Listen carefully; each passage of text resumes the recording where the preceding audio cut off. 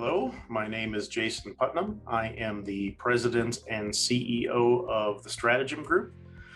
We are a small software development company that does work for the DoD and the IC, located in Aurora, Colorado, and in King of Prussia, Pennsylvania. My role is wearer of many hats. So big deal for my role is long-term strategy and vision for the company. Making sure that our path is aligned well with what we believe the market is showing in the future of our industry.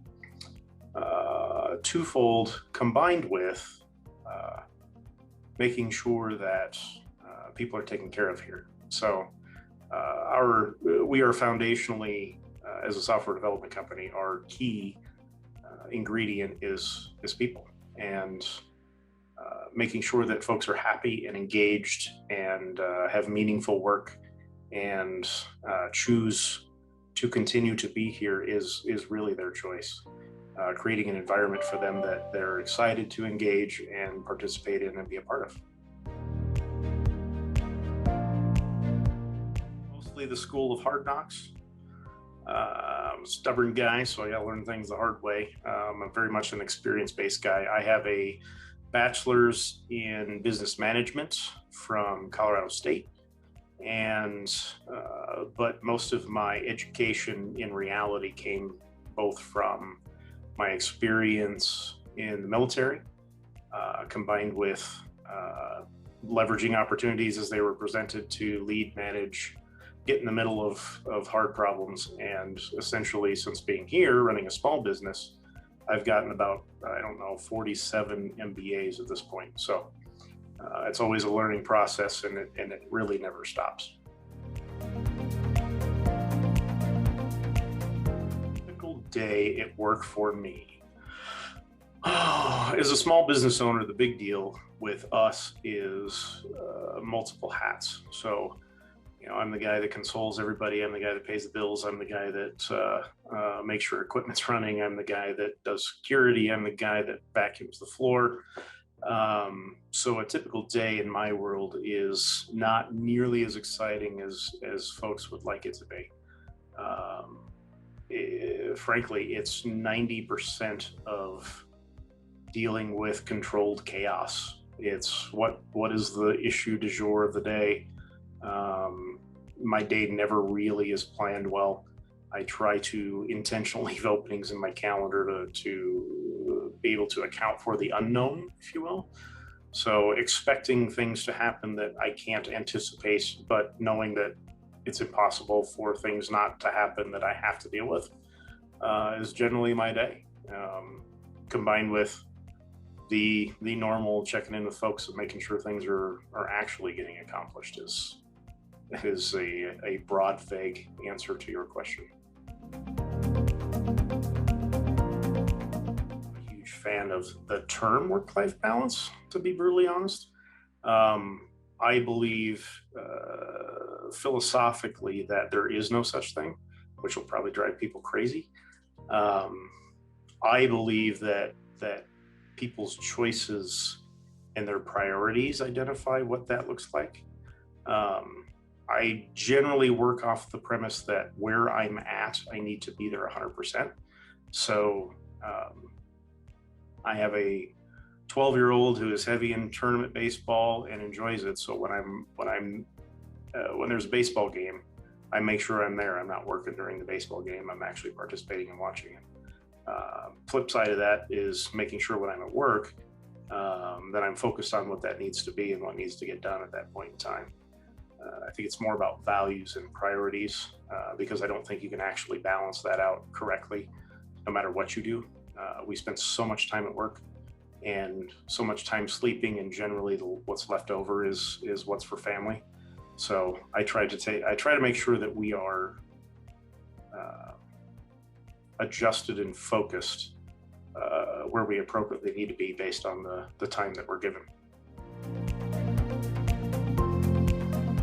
So what's next for us is we have always, so from a business perspective, we have always had a goal to make sure that we could grow enough to be able to do the fun things that we wanted to do to give people the benefits that they deserve, the opportunities that they desire, and while at the same time not losing who we are, understanding that as a small business, it's a very unique set of values and people and culture all mixed up together.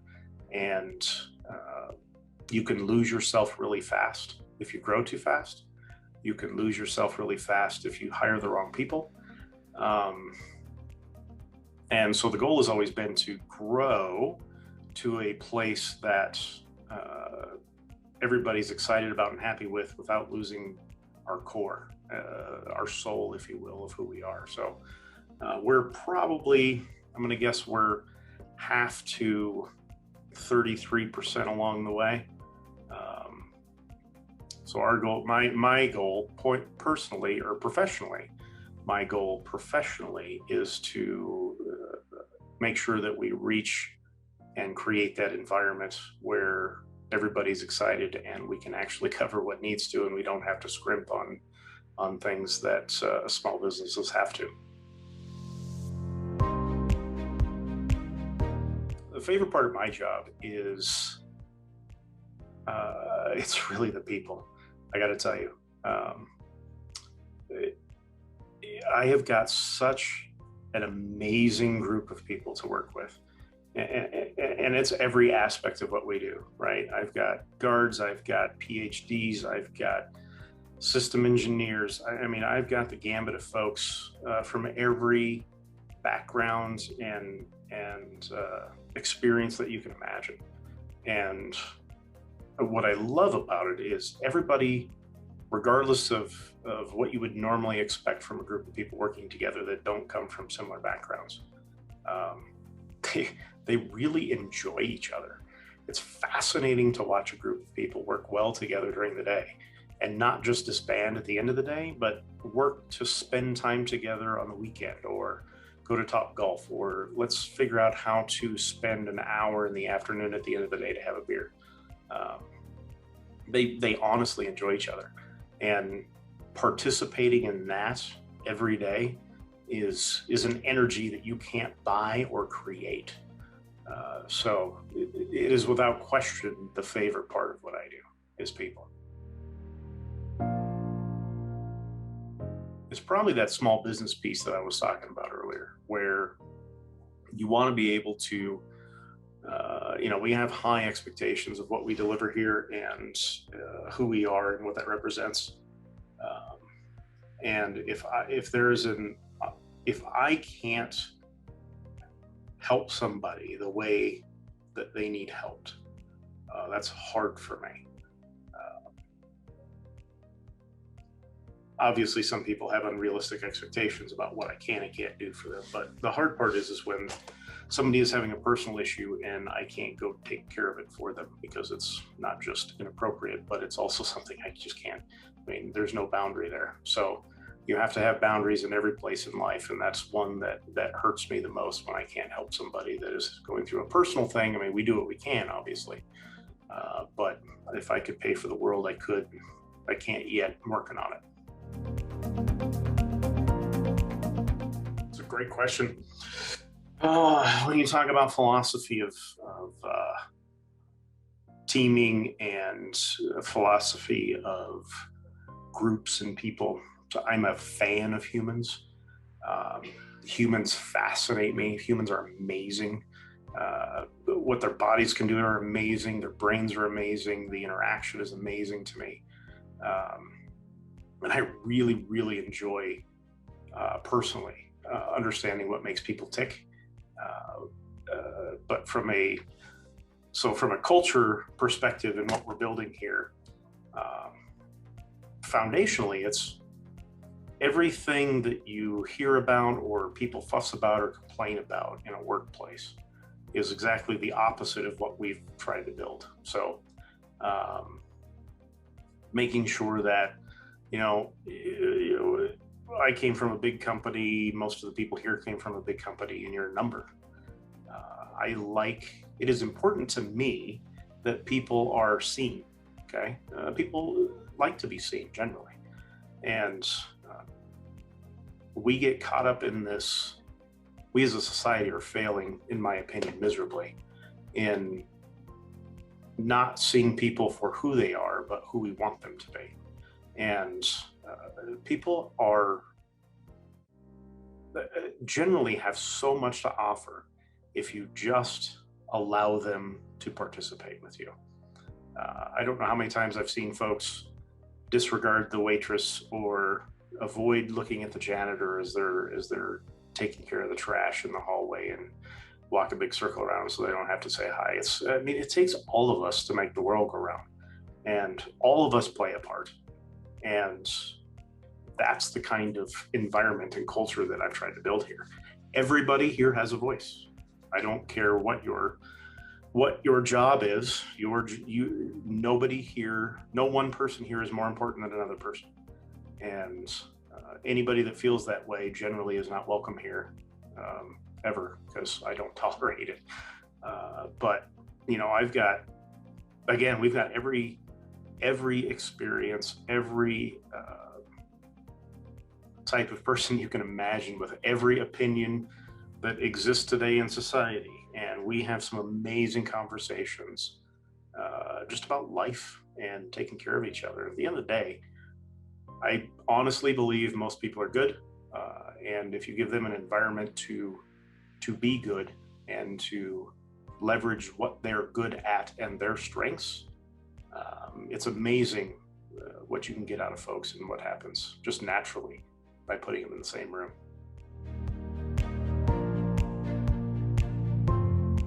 First thing I would say is you have to be able to self-reflect.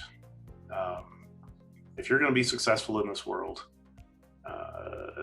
running through it with a bulldozer or running through it attempting to tell folks how it is a recipe for disaster, and you're going to be disappointed 99.9 times out of 100.